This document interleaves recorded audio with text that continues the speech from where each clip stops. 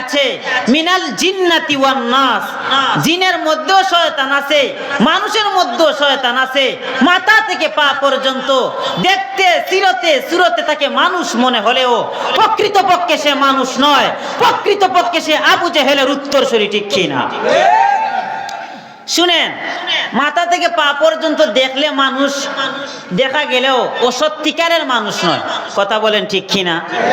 সত্যিকারের মানুষ যদি মাথা থেকে পা পর্যন্ত মানুষের সুরত থাকলেই যদি সত্যিকারের মানুষ হওয়া যায়, আবু জেহেল তো মানুষ, কিন্তু আবু জেহেল সত্যিকারের মানুষ না।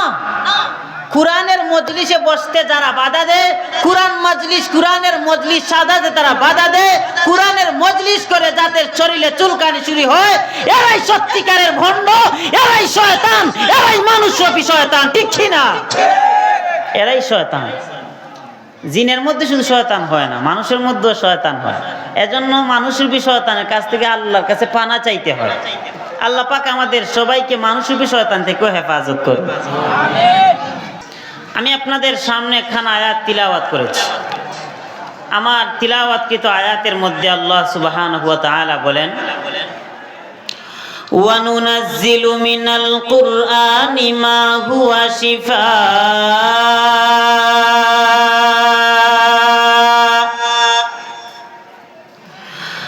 মা হুয়া শিফাআ ওয়া রাহমাতুল লিল মুমিনিন।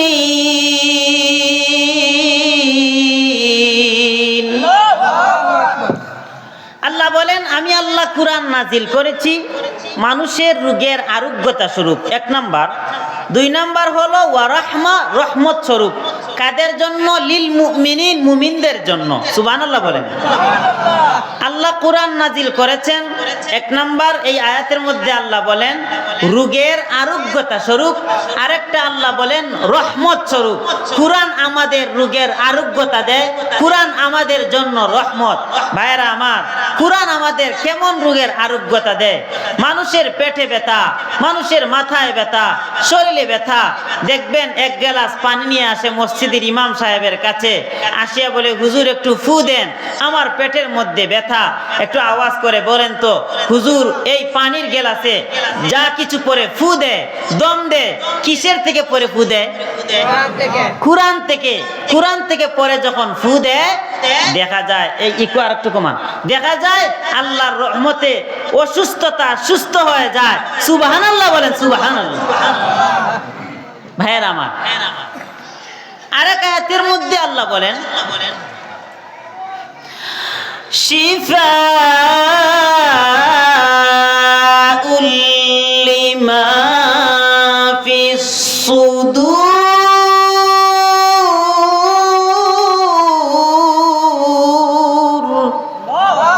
আল্লাহ বলেন কুরআন আমি আল্লাহ অন্তরের রোগের আরোগ্যতা স্বরূপ নাজিল করেছি। সুবহানাল্লাহ। কুরআন অন্তরের রোগের আরোগ্যতা দেয়।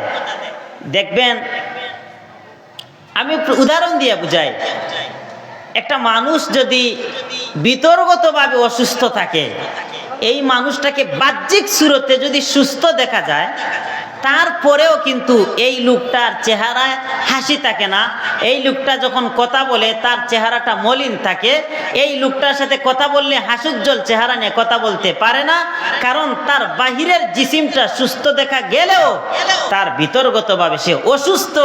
একটা মানুষ বিতর্কতভাবে অসুস্থ থাকলে তার বাহিরটা সুস্থ দেখা গেলেও সে সুস্থ নয়, তাকে অসুস্থই দেখা যায়।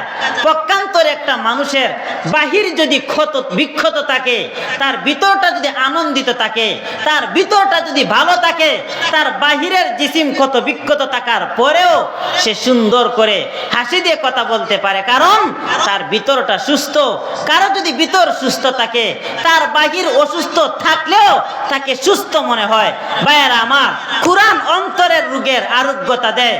যে ব্যক্তির অন্তর সুস্থ হয়ে যায়, তার বাহির অটোমেটিকলি সুস্থ হয়ে যায়। কুরআনের মাধ্যমে অন্তরের রোগের আরোগ্যতা হয়। যার অন্তর সুস্থ হয়ে যায়, আল্লাহ পাক তার বাহ্যিক সুরতাও সুস্থ করে দেয়। সুবহানাল্লাহ। কুরআন এমন একটা কালাম, যেই কালামের মাধ্যমে আল্লাহ পাক তোমার রোগের আরোগ্যতা দেয়। আরেকটা হলো কুরআন আমাদের জন্য রহমত। বলেন সুবহানাল্লাহ। আল্লাহ বলেন খালাকাল ইনসানা আল্লামাহুল বায়ান।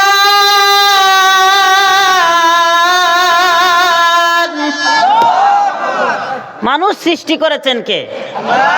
আবার আসতে, মানুষ সৃষ্টি করেছেন কে? মানুষকে কথা বলা শিক্ষা দিয়েছেন কে? আল্লাহ সৃষ্টি করলেন, আল্লাহ কথা বলাও শিক্ষা দিলেন। হাঁটার শক্তি আল্লাহ দেয়, কথা বলার শক্তি আল্লাহ দেয়। আল্লাহর মজলিসে বসে তাও আস্তে কথা বলেন। আমাদের মতো কপাল পুরার কেউ নাই, ঠিক কি না? দেখছেন, এখন ঠিক আপনারাই বলছেন, আপনারাই বলছেন ঠিক, আবার আপনারা আস্তে কথা বলেন। একবার সবাই আওয়াজ করে বলেন তো দেখি, একবার আল্লাহু আকবার। আওয়াজ হয় নাই, আবার আল্লাহু আকবার। আওয়াজ রাখিয়েন, শুনেন। আল্লাহর ধ্বনি দিতে গিয়া মুখের যতটুকু ফেজা ব্যবহৃত হয়, পূর্ণ ফেজাকে আল্লাহ পাক নূরানি বানাইয়া দেয়। এই যে সুবহানাল্লাহ বলছেন, বলা মাত্রই আল্লাহ পাক আপনার জন্য জান্নাতে একটা বাগান রেডি করে ফেলেছে। এই হয়ে গেছে আরেকটা, এই হয়ে গেছে আরেকটা, এই হয়ে গেছে আরেকটা, এই হয়ে গেছে আরেকটা। বলেন না একবার আল্লাহু আকবার। সওয়াব আছে, নিতে চাই না। 10 টাকা ফালান, এই জায়গায় ফালান না, মাথা ঘুরাইতে ঘুরাইতে দেখেন 10 টাকা নাই। তাও আবার কি করবে, ট্যাঙ্গের নিচে রাখবে, সময় লড়াচড়া করবে না। বন্ধুরা যদি বলে কিরে আয় যাই, বলে না এখন যাবো না, একটু পরে যাও। মতলব কি? এই টাকা 10 টাকা ফালানো থাকলে নেওয়ার জন্য পাগল। সওয়াব আমরা যে কোনো সময় সওয়াব নিতে পারি, কিন্তু নিতে চাই না। বলেন ঠিক কি না? অথচ সওয়াবের জন্য আটকে যাবেন, একটা নেকির জন্য আটকে যাবেন, জান্নাতে যাওয়ার সুযোগ হবে না। অথচ এখন সুযোগ আছে সওয়াব অর্জন করার, সওয়াব অর্জন করতে চাচ্ছেন না। জুড়ে বলেন একবার সুবহানাল্লাহ। ভাইয়েরা আমার, কুরআন আমাদের জন্য রহমত, কুরআন আমাদের রোগের আরোগ্যতা। কুরআন আমাদের জন্য কেমন রহমত, কুরআন আমাদের সম্পূর্ণ বডির জন্য রহমত। সুবহানাল্লাহ।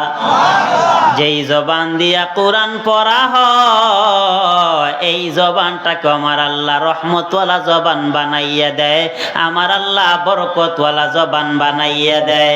যেই সিনার মধ্যে কুরআন রাখা হয়, এই সিনাটাকেও আমার আল্লাহ রহমতওয়ালা সিনা বানাইয়া দেয়।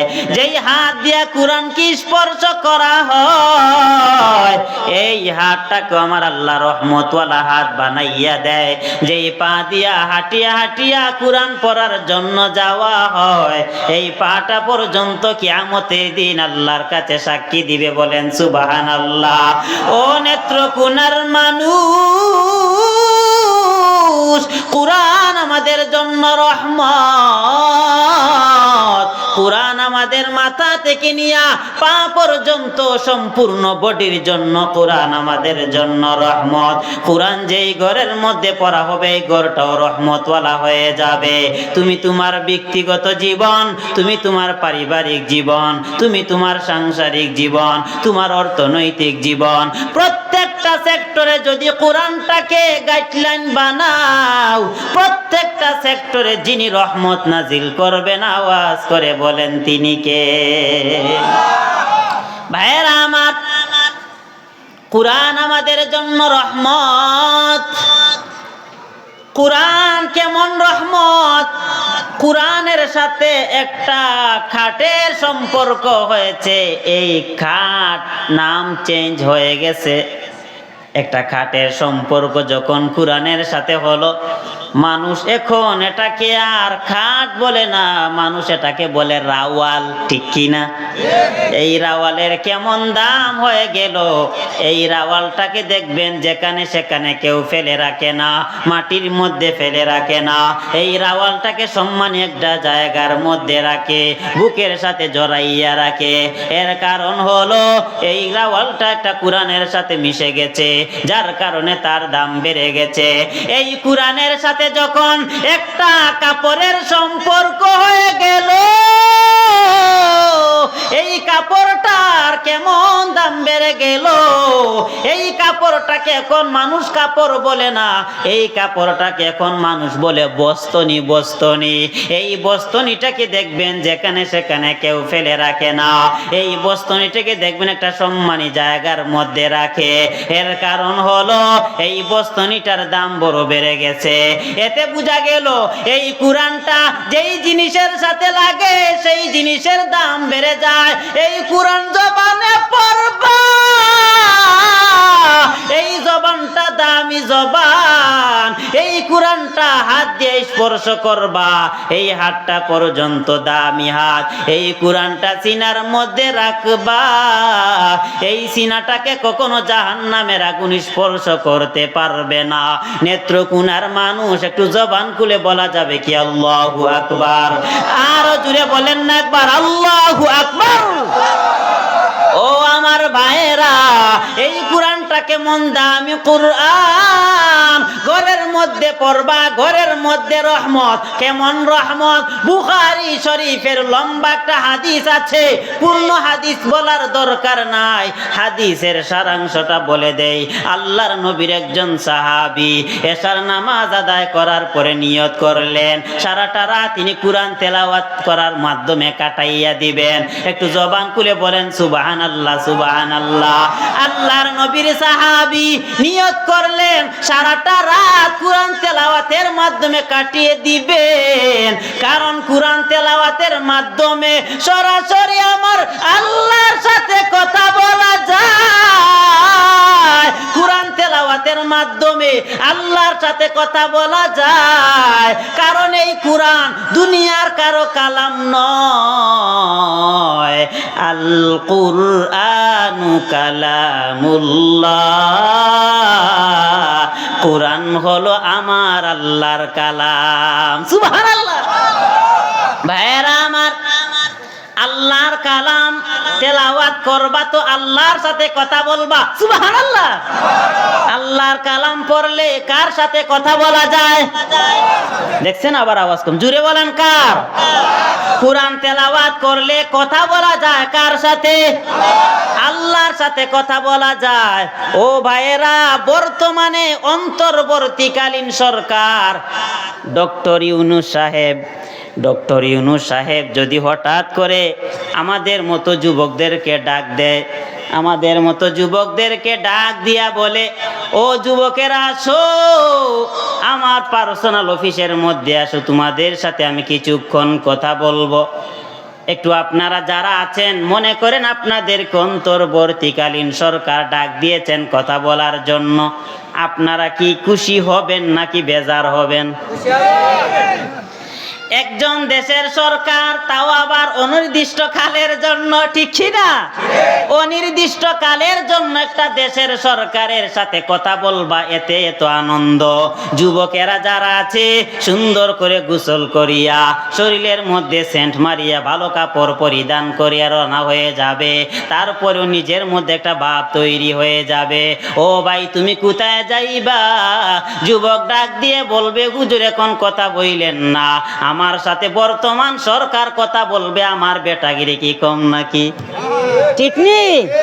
কিন্তু ভাইয়েরা আমার, এই সরকারকে যিনি বানাইছেন, এই বাংলাদেশ যিনি বানাইছেন, তামাম দুনিয়া যিনি বানাইছেন, আওয়াজ করে বলেন তিনি কে? তিনি হলেন আমার আল্লাহ।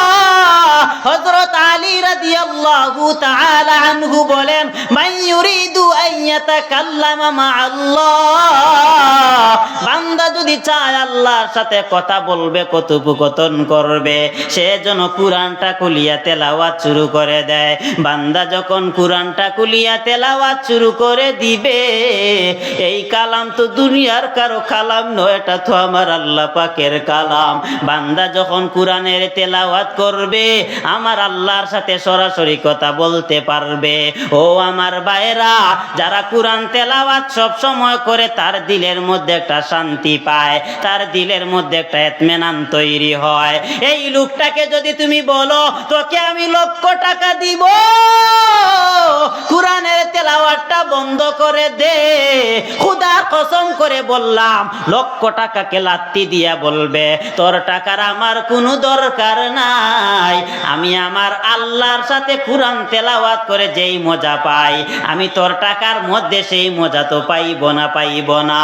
এতে বোঝা গেল যারা কোরআনওয়ালা তাকে লক্ষ টাকা দিয়া কোরআন থেকে বঞ্চিত করতে পারবা না।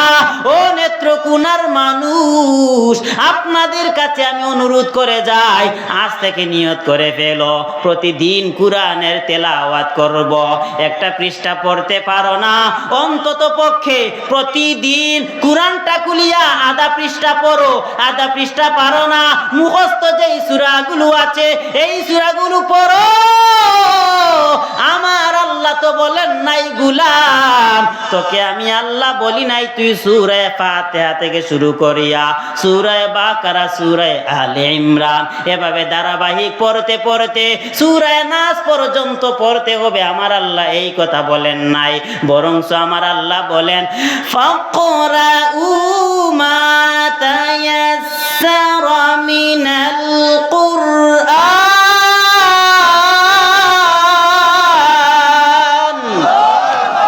আমার আল্লাহ বলেন গোলাম ফাকরাউ তুই তেলাওয়াত কর মা তায়াসসারা মিনাল কুরআন, কোরআনের যেখান থেকেই সহজ মনে হয় সেখান থেকেই তেলাওয়াত কর।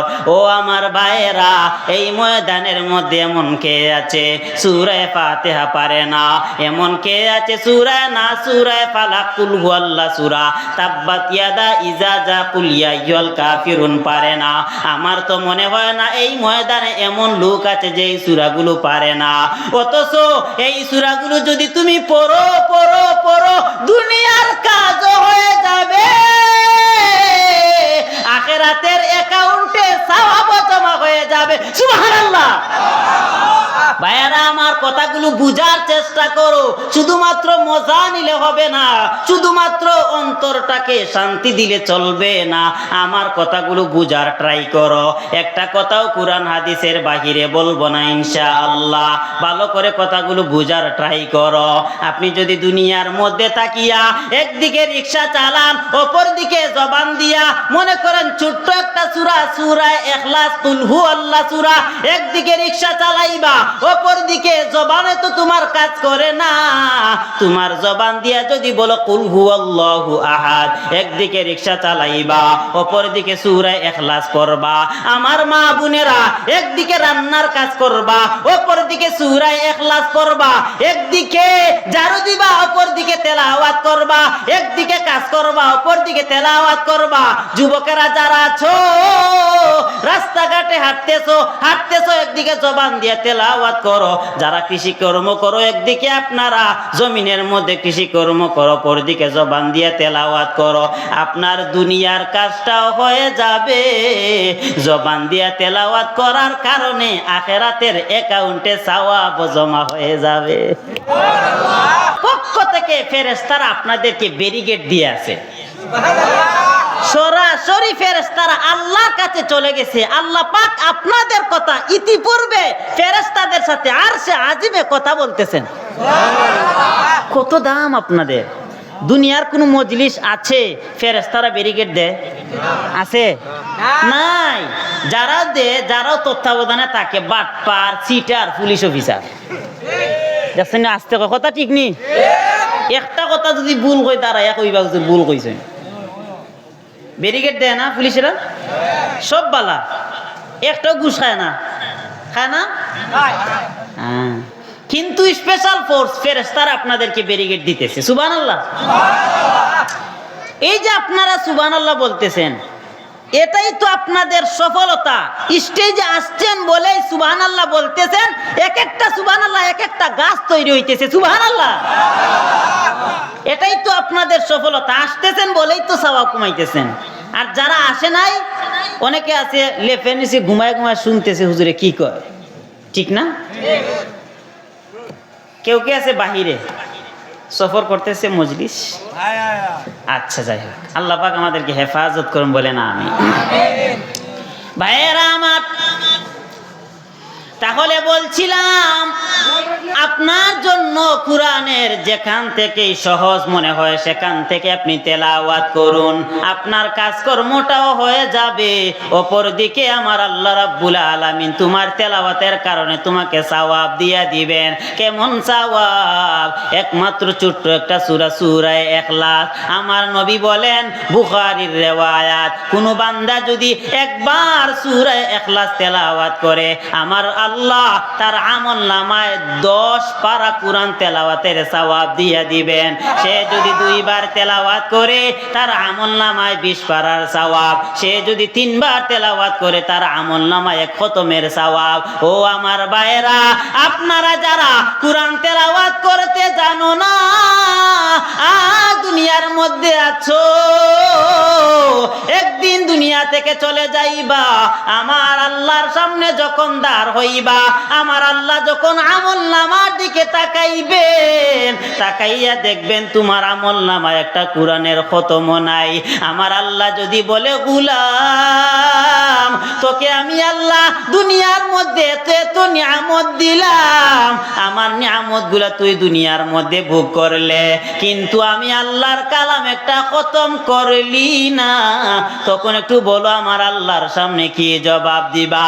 তোমার কি এমন আছে জবাব দেওয়ার? কিন্তু প্রতিদিন যদি সূরা ইখলাসটা 3 বার করে তেলাওয়াত করো, প্রতিদিন আপনার আমলনামায় একটা খতম কোরআন তেলাওয়াতের সওয়াব জমা হয়ে যাবে। সুবহানাল্লাহ।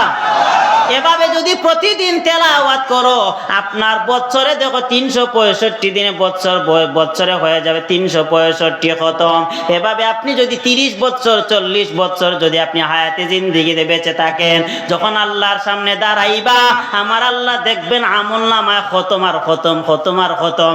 এই কোরআনই আপনাকে সুপারিশ করিয়া জান্নাতে নিয়ে যাবে। ও আমার ভাইয়েরা, এজন্য কোরআনটাকে পড়ো। কোরআন যেই ঘরের মধ্যে পড়া হয়, এই ঘরের মধ্যে রহমত নাজিল হয়। বলছিলাম বুখারীর ঘটনা, খেয়াল করে শুনেন।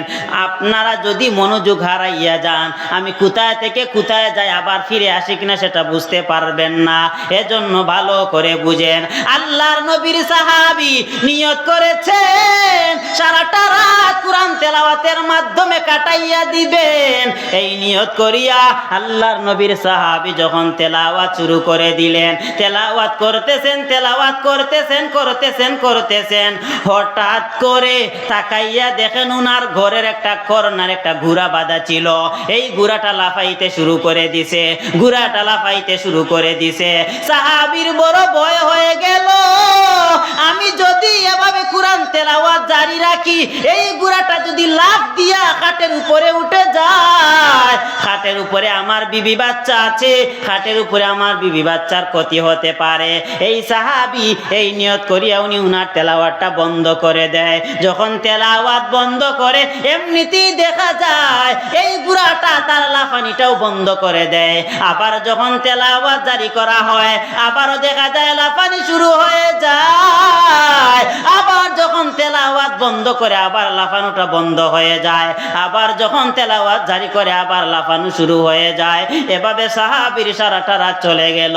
সারাটা রাত যাওয়ার পরে ফজরের নামাজের পরে নবীর সামনে হাজির। নবীকে বলে, নবী আমার, আমি যখন নাকি কোরআন তেলাওয়াত করার উদ্দেশ্যে তেলাওয়াত জারি করে দিলাম, ও নবী গো, আমার তেলাওয়াত চলতেছে, আমি তেলাওয়াত চালাইতেছি, হঠাৎ করে তাকাইয়া দেখি আমার ঘরের কর্নারের ঘোড়াটা লাফায়। ও নবী আমার, এভাবে কিসের জন্য ঘোড়াটা লাফায়? ও নবী গো, আমি যখন ভয় পাইলাম আমার বিবি বাচ্চার ক্ষতি হবে, আমি যখন তেলাওয়াত বন্ধ করি, ঘোড়াটা লাফানিটাও বন্ধ হয়ে যায়। এবার আমার নবী ডাক দিয়া বলে, সাহাবী, ও সাহাবী শুনো, ও সাহাবী শুনো, তুমি যখন নাকি ঘরের মধ্যে তেলাওয়াতটা শুরু করে দিছ, তুমি যখন ঘরের মধ্যে তেলাওয়াত জারি কইরা দিছ, তোমার ঘরের মধ্যে আল্লাহর অসংখ্য ফেরেশতারা আসতে শুরু করে দিছে।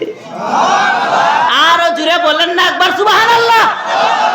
আল্লাহর নবী বলেন, সাহাবী তুমি যখন কুরআনের তেলাওয়াত শুরু কইরা দিছো, তোমার তেলাওয়াতের মজা, তোমার তেলাওয়াতের এত স্বাদ, তোমার তেলাওয়াত শোনার জন্য আমার আল্লাহর অসংখ্য রহমতের ফেরেশতারা তোমার ঘরের মধ্যে প্রবেশ করেছে। তুমি যখন তেলাওয়াত করতেছো, এত বেশি অসংখ্য অগণিত ফেরেশতারা তোমার ঘরের মধ্যে প্রবেশ করেছে, ফেরেশতাদেরকে জায়গা দেওয়ার জন্য গুড়াটা লাফাইতে শুরু কইরা দিছে। আল্লাহ, আল্লাহু আকবার, বলেন না একবার আল্লাহ। ও আমার ভাইয়েরা, এই ঘটনা আমি কিসের জন্য বললাম? আপনি ঘরের মধ্যে যদি তেলাওয়াত করো, এই ঘরের মধ্যে দেখবা আল্লাহর রহমতের ফেরেশতারা প্রবেশ করবে, এই ঘরটা রহমতওয়ালা হয়ে যাবে, এই ঘরটা বরকতওয়ালা হয়ে যাবে।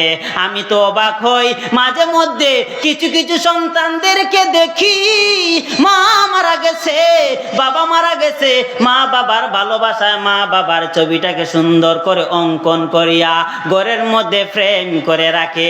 আপনারা দেখেছেন কিনা জানা নাই, আমি দেখেছি মা বাবা মারা গেছে, মা বাবার ভালোবাসায় ঘরের মধ্যে ছবিটা সুন্দর করে ফ্রেম করে রাখে, ফ্রেম করে রাখে। কিন্তু মা বাবার জন্য একটা দিন তেলাওয়াত করিয়া কবরের মধ্যে ইসালে সওয়াব পৌঁছায় না। ও আমার ভাইরা, এটা তো মা বাবার প্রতি ভালোবাসা নয়। কারণ আমার মায়ার নবী বলেন, যেই ঘরের মধ্যে ছবি টাঙ্গানো থাকে, ওই ঘরের মধ্যে রহমতের ফেরেশতারা প্রবেশ করে না। ইন্নাল মালাইকাতা লা তাদখুলু বাইতান ফীহি তামাতিল ওয়া সূরা, নিশ্চয় যেই ঘরের মধ্যে ছবি টাঙ্গানো থাকে অথবা ছবির মতো অঙ্কন করা থাকে, এই ঘরের মধ্যে রহমতের ফেরেশতারা প্রবেশ করে না। তুমি যে তোমার মা বাবার ছবি টাঙ্গাইলা, এর মাধ্যমে তুমি তোমার মা বাবার জন্য শাস্তির রাস্তা জারি করলা। এই কাজটা না করিয়া এই কুরআন থেকে সূরা ফাতিহা একবার, সূরা ইখলাস একবার পড়ে যদি মা বাবার কবরে সওয়াব পৌঁছাইয়া দিতা, আমার মহান আল্লাহ কুরআন খতমের সওয়াব মা বাবার কবরে পৌঁছাইয়া দিতে। এতে কি হইতো? মা বাবার কবরটা আলোকিত হয়ে যাইতো। ও আমার ভাইরা, কিন্তু মা বাবার জন্য একটা দিন ইসালে সওয়াব পৌঁছায় না। ঘরের মধ্যে ভালোবাসা দেখাইয়া পণ্ডিতি করিয়া ছবি টাঙ্গায়, এটার নাম ভালোবাসা নয়, বরংস মা বাবার প্রতি এটা একটা দুশ্মনী। কারণ তুমি যদি তোমার মা বাবাকে ভালোবাসতা, শাস্তির রাস্তা জারি করতা না, বরংস মা বাবার কবর ইসালে সওয়াব পৌঁছাইয়া দেওয়ার রাস্তা জারি করতা। আমি কি বললাম ভাইয়েরা আমার? ঘরের মধ্যে কুরআন পড়বা, এই ঘরের মধ্যে রহমত নাজিল হবে। ও আমার ভাইয়েরা, এজন্য বেশি বেশি করে কুরআনটাকে পড়বা, বেশি বেশি করে কুরআন তেলাওয়াত করবা। এই বুকের মধ্যে কুরআন রাখবা, এই বুকটা দামি হয়ে যাবে, এই সিনাটা নূরে নূরান্বিত হয়ে যাবে। এমন কি এই কুরআনওয়ালা ব্যক্তিকে আমার আল্লাহ কিয়ামতের দিন বলবেন, কুরআনওয়ালা পর, একদিকে তুই পড়তে থাক, অপর দিকে জান্নাতের উপর দিকে উঠতে থাক। আরো জুড়ে বলেন না সুবহানাল্লাহ। ভাইয়েরা আমার, ভালো করে বুঝো, আমার মায়ার নবী বলেন, ইকালু লিসাহিবিল কুরআন, কিয়ামতের দিন আমার আল্লাহ কুরআনের সঙ্গীকে বলবেন, কুরআনের সাহিবকে বলবেন, ইকরা ওয়ারতাকি ওয়ারাতিল কামা কুনতা তুরাতিল ফিদ দুনিয়া ফা ইন্না মানজিলাকা ইনদা আখিরি আয়াতিন তাকরাউহা। আমার আল্লাহ কিয়ামতের ময়দানে কুরআনওয়ালাকে বলবেন, এ কুরআনওয়ালা, ইকরা, পড়, ওয়ারতাকি, চড়, এর মানে পড়, জান্নাতের উপরের দিকে উঠতে থাক। সুবহানাল্লাহ। আমার ভাইরা বুঝো, ভালো করে বুঝো, আমার মহান আল্লাহ কুরআনওয়ালাকে বলবেন, কুরআনওয়ালা একদিকে তুই পড়তে থাক, দুনিয়াতে যেভাবে তুই তেলাওয়াত করতে, কারণ দুনিয়াতে তুই এই কুরআনটাকে কম ভালোবাসা বাসস নাই। এই দুনিয়াতে অনেক কষ্ট করিয়া ঠান্ডা পানি দিয়ে ওযু বানাইয়া সুন্দর করে কোরআনটাকে পড়লে, এই কোরআনটা পড়ার জন্য কত মেহনত আর পরিশ্রম করলে। ও কোরআনওয়ালা, আজকে তোকে আমি আল্লাহ বললাম, আজকে তুই একদিকে পড়তে থাক আর জান্নাতের এক একটা বিল্ডিং এর উপরে উঠতে থাক। যেই জায়গায় তোর পড়া থেমে যাবে, আমি আল্লাহ সেই জায়গায় তোর জান্নাত রেডি করলাম। দেখছেন? সুবহানাল্লাহ। হেন আরো জোরে বলেন সুবহানাল্লাহ। ও নেত্রকোনার মানুষ, আমি আপনাদেরকে দিল থেকে প্রাণ থেকে ভালোবাসি, মহব্বত করি। আমি আপনাদেরকে মহব্বত করেই বলতেছি, আপনারা আজ থেকে প্রতিদিন একটা পৃষ্ঠা তেলাওয়াত করেন। আপনি বলতে পারেন, হুজুর আমি তো তেলাওয়াত করতে পারি না। আপনি কিসের জন্য একজন মসজিদের ইমামের কাছে যান না, মসজিদের মুয়াজ্জিনের কাছে যান না, একটা ছাত্র রাখিয়া ছাত্রর কাছে প্র্যাকটিস করেন না? আপনি চেষ্টা করবেন, চেষ্টার পূর্ণতা দান করবেন আমার আল্লাহ। আস-সা'য়ু মিন্নি ওয়াল ইতমামু মিনাল্লাহ। চেষ্টা করা আমার কাজ, এই চেষ্টার সফলতা দান করবেন আমার আল্লাহ। আপনি তো চেষ্টা করতে হবে। একজন ইমাম সাহেব, মুয়াজ্জিন সাহেব অথবা মাদ্রাসার ছাত্রের কাছে আপনি প্র্যাকটিস চালাইয়া যাও, প্র্যাকটিস চালাইয়া যাইবা। হঠাৎ একদিন দেখবেন আপনি কোরআনটাকে শিখে ফেলেছ। কোরআনটা শিখিয়া যদি দুনিয়া থেকে যাও, এই কোরআন আপনার বিরুদ্ধে নালিশ দিবে না। আর কোরআন না শিখিয়া যদি যাও, কোরআন আপনার বিরুদ্ধে নালিশ দিবে। তখন আল্লাহর কাছে কি জবাব দিবা? এজন্য কোরআনটা শিখো, কোরআন শিখার চেষ্টা করো। আমার নবী বলেন, যারা কোরআন পড়তে পারে না কিন্তু কোরআন শিখার চেষ্টা করে, আমার মহান আল্লাহ তার আমলনামায় ডাবল সওয়াব দান করেন। কোনো অসুবিধা? পিছনে আওয়াজ হয়ে যায়? আচ্ছা ঠিক আছে, শুনেন, ভাঙ্গিয়া বুঝাই। মনে করেন আমি যখন তেলাওয়াত করি আমার কষ্ট হয় না। এখানে আমার মহব্বতের ভাই আছে, সেলিম ভাই আছে, মহব্বতের ভাই, আমার বন্ধুবর এখানে মুশাহিদ উনি আছেন, উনিও যখন তেলাওয়াত করে, এখানে আরেকজন আলিম আছেন, উনিও যখন তেলাওয়াত করে, তখন আমাদের তেলাওয়াতে কোনো ভুল হয় না, কষ্ট হয় না। পক্ষান্তরে আপনাদের মধ্যে একজন যিনি কোরআন পড়তে পারে না, আপনাদের মধ্যে একজন যিনি কোরআন পড়তে পারে না, সে যখন তেলাওয়াত করে তার তেলাওয়াত করতে কষ্ট হয়। কথা বুঝছেন? আমার তেলাওয়াত করতে কষ্ট হয় না, আপনার তেলাওয়াত করতে কষ্ট হয়, তারপরেও পড়েন। রাসূল বলেন, যার পড়তে কষ্ট হয় না আর যার পড়তে কষ্ট হয়, যেই লোকের কষ্ট হয় পড়তে তারপরেও পড়ে, যার পড়তে কষ্ট হয় না তার থেকে তাকে ডাবল সওয়াব দেওয়া হয়। সুবহানাল্লাহ। আমি কি কথা বুঝাইতে পারছি? আপনাদের একজনের পড়তে কষ্ট হয়, আপনার কষ্ট হয়, তারপরেও পড়েন। একটা হলো পড়ার সওয়াব আর একটা হলো চেষ্টার সওয়াব। কয়টা কথা? একটা কিসের সওয়াব বলেন না, কিসের সওয়াব? আর একটা কিসের সওয়াব? চেষ্টা। রাসূল বলেন পড়ারও সওয়াব দেওয়া হয়, সে যে পড়ার চেষ্টা করতেছে চেষ্টারও সওয়াব দেওয়া হয়, তাকে ডাবল সওয়াব দেওয়া হয়। এতএব যারা কোরআন পড়তে পারেন না, আপনাদের জন্য রাসূলের পক্ষ থেকে স্পেশাল অফার। হে গোলাম, পড়, চেষ্টা কর, তোকে আমি আল্লাহ ডাবল সওয়াব দিব। তারপরে কোরআনটা পড়, কোরআন পড়িয়া আমি আল্লাহর কাছে আয়, এই কোরআন তোকে সুপারিশ করে জান্নাতে নিয়ে যাবে। পড়তে রাজি আছি ইনশাআল্লাহ? আজকের এই মাহফিলটা আল্লাহর কাছে কবুল হয়ে যাবে যদি আপনারা আমার আলোচনা থেকে এই ইতমিনান তৈরি করেন, এই অঙ্গীকারবদ্ধ হন যে আজ থেকে কোরআন শিখার চেষ্টা করব, কোরআন পড়ার ট্রাই করব। এরকম চিন্তা চেতনা মন মানসিকতা যদি তৈরি করেন, আমি ছোট মানুষ আল্লাহর উপর তাওয়াক্কুল করে বলে গেলাম, আজকের এই মাহফিল সফল সফল সফল। বলেন না আলহামদুলিল্লাহ? পড়বেন ইনশাআল্লাহ? পড়ার চেষ্টা করবেন ইনশাআল্লাহ? শুনেন কত সওয়াব।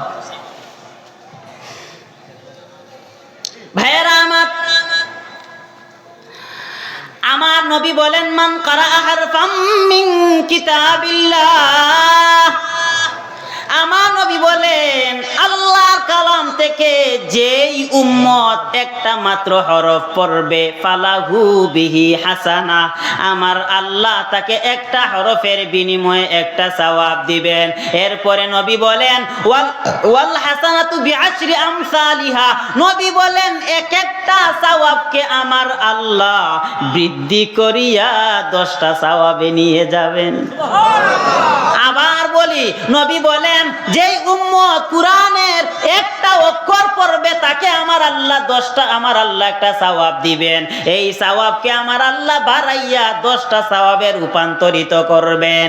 ও আমার ভাইরা, তারপরে আমার মায়া নবী বলেন লা আকুলু, আমি নবী এই কথা বলি নাই আলিফ লাম মিম হরফুন, আমি নবী বলি নাই আলিফ একটা অক্ষর লাম একটা অক্ষর, আমি নবী এই কথা বলি নাই আলিফ লাম মিম এই 3টা অক্ষর মিলে একটা অক্ষর, এই কথা আমি নবী বলি নাই।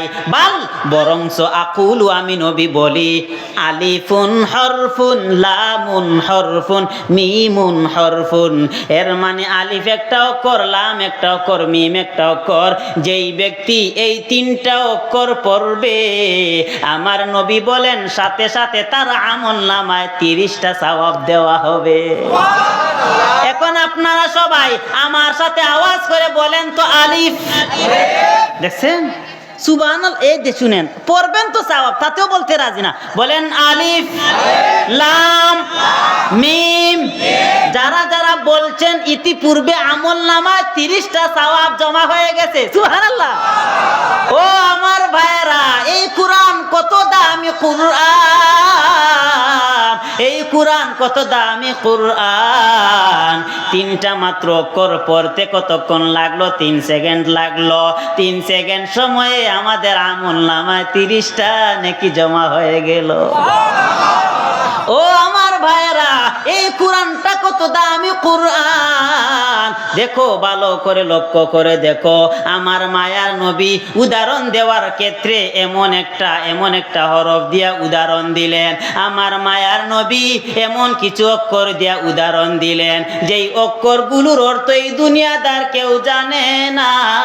আমার মায়ার নবী দেখেন কি দিয়া উদাহরণ দিলেন। নবী বলেন আলিফ লাম মিম।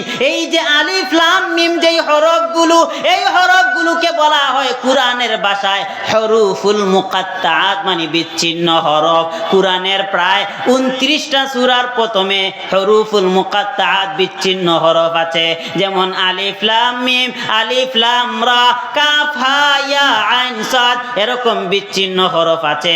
এই বিচ্ছিন্ন হরফের ক্ষেত্রে সমস্ত মুফাসসিরিনে কেরামের একটাই মত, এই বিচ্ছিন্ন হরফগুলোর অর্থ দুনিয়াদার কেউ জানে না। আল্লাহু আ'লামু বিমুরাদিহি বিযালিক। এই বিচ্ছিন্ন হরফগুলোর অর্থ একজনই ভালো জানেন, তিনি বলেন কে?